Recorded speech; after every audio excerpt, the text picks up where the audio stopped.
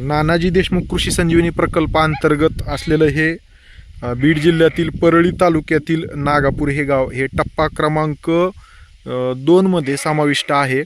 आणि या ठिकाणी जे आहे ते प्रकल्पाचे मृदा विशेषज्ञ आणि ॲग्रोनॉमिस्ट आदरणीय कोळेकर साहेबांचा एक लेख ॲग्रोवनमध्ये झालेला प्रसिद्ध झालेला.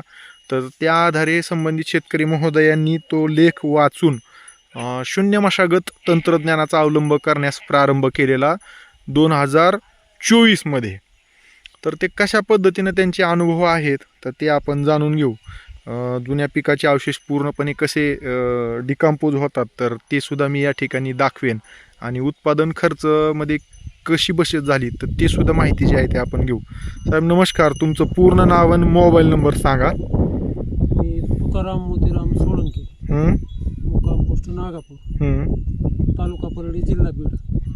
Mobile number 86 68 99 30 82. आता तुम्ही जे काही एक लेख वाचला होता कोळेकर साहेबांचा, तुम्ही काय वाचलं होतं आणि कशा पद्धतीनं पुढे नियोजन केलं तुम्ही शून्य मशागत तंत्रज्ञानाचं? कोळेकर सराचा शून्य मशागत शेतीबद्दलची माहिती सांगणारा लेख मी कोळेकर साहेबाचा म्हणजे ॲग्रोवनला वाचला होता. आणि त्यानंतर मी माझं कापसाचं अगोदर कापसाचं पीक होतं शेतामध्ये, मी त्याची नांगरट केली. नांगरट करून रोटावेटर केलं आणि लगेच बेड तयार करून घेतली 2024 मध्ये. आणि जानेवारी 2024 मी उन्हाळी तिळाची लागवड केली. ओके. मग ते पीक, तिळाचं पीक तुमचं उन्हाळी तीळ तो निघाला समजा मे मध्ये तो निघाला. तर त्याचे अवशेष ते आहे असे बुडके ठेवले का कापून काय केलं? बुडके तसेच ठेवले. तिळाचं आपलं कापून घेतला होता आणि खोड तसंच ठेवलं जमिनीला ते दिलं. बरं. पुन्हा पुढं काय केलं? जून 2024 याच्यावर कापूस लागवड केली. आता हे करत असताना तुम्ही तिळाच्या 2 लाईन घेतल्या होत्या, त्याचाही व्हिडिओ मी त्याची लिंक देईन यापूर्वी, आहे आमच्याकडे ते सुद्धा. तर ह्या बेडवर जे आहे तुम्ही कापूस पुढचा जून 2024 लागवड करताना किती लाईन लावल्या होत्या आणि हे बेड किती फुटाचं आहे? बेड सर हे 5 फुटाचा बेड आहे. 5 फुटाचा बेड आहे. हा बेड म्हणजे एका बेडवर आपण एक काकरी लावली. एका बेडवर जे आहे ते अशा पद्धतीने आपल्याला पाहू शकता आपण. ह्या ठिकाणी हे कापसाचे त्यावेळेसच्या म्हणजे आज 2026 चालू आहे तर ह्याला जवळपास किती, तर आता 2026च्या जूनला ह्याला 2 वर्षे होतात. आणि हे पूर्णपणे हे कापसाचे जे अवशेष जे आहेत जुने, हे असे जे आहे ते ह्या ठिकाणी जे आहे ते कुजवण्यात आलेले आहेत. आपण बघू शकता हे सगळं जे आहे ते ह्या ठिकाणीच जमिनीमध्ये ह्याचं सगळं जे आहे ते लिग्नाईन असेल ह्याच्या सगळ्या ह्या इथंच कुजून जे आहे ते गेलेले आहेत. आणि असे हे बेडवर जे आहे ते जुने पिकाचे अवशेष, हे उत्कृष्ट खत ह्या ठिकाणी जे आहे ते जमिनीला भेटलेलं आहे. तर हा कापूस 2024 मधला जूनचा तो तुम्हीच नंतर काय केलं? त्याचं पूर्ण झाल्याच्या नंतर कापून घेतला का उपटून घेतला आणि ते काय त्याच्या अवशेषाचं काय केलं? कट करून घेतला आणि त्याचे अवशेष आपण तिथं सरीमध्ये ते दाबले गेले. कापलेला कापूस सुद्धा ह्यांनी असाच ह्याच्यावर टाकून दिलाय आणि अशा पद्धतीनं त्याचे अवशेष सुद्धा शेतामध्ये कुजत आहेत. आणि ह्याच्यामुळे जे आहे ते एक प्रकारचं आच्छादन सुद्धा ह्या ठिकाणी जे आहे ते होण्यास मदत झालेली आहे.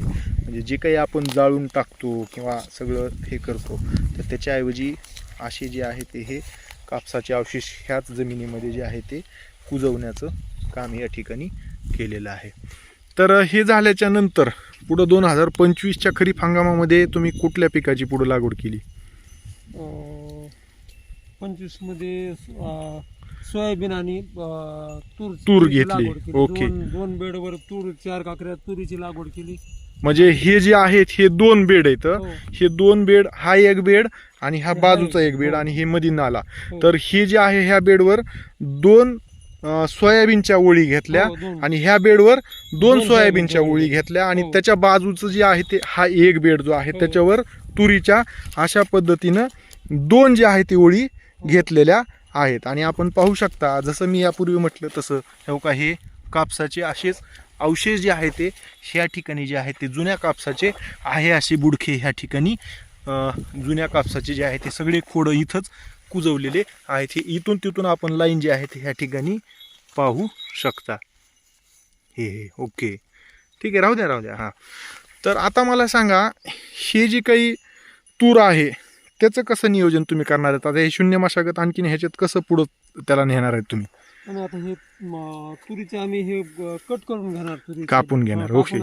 आणि हे सुद्धा ह्याचे उर्वरित अवशेष ह्या सरीमध्ये आपण टाकू शकतो, किंवा आता यावर्षी मात्र आपल्याला बेड जे आहे ते हे झालेले, थोडे जिरल्यासारखे झालेले, आता माती लावून घ्यायचे, भर लावून घ्यायचे. त्याच्यामुळं फक्त हे तुरीचे अवशेष फक्त आपल्याला एवढेच फक्त कापून घेतलेले जे आहे ते बाजूला करावं लागतील.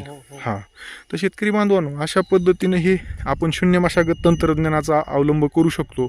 मला सांगा, ह्या 2 वर्षामध्ये ही जी काही तुम्हाला या ठिकाणी मशागत करावं लागली असेल, किंवा खुरपणी आपण बंद केली 100% आणि त्याच्यावर आपण तणनाशकच वापरले, आता मला सांगा, ह्या 2 वर्षामध्ये जे काही नांगरण डोंगरण जमीन नीट करण्यासाठी जो काही होणारा खर्च आहे तो एकरी किती खर्च तुमचा वाचला?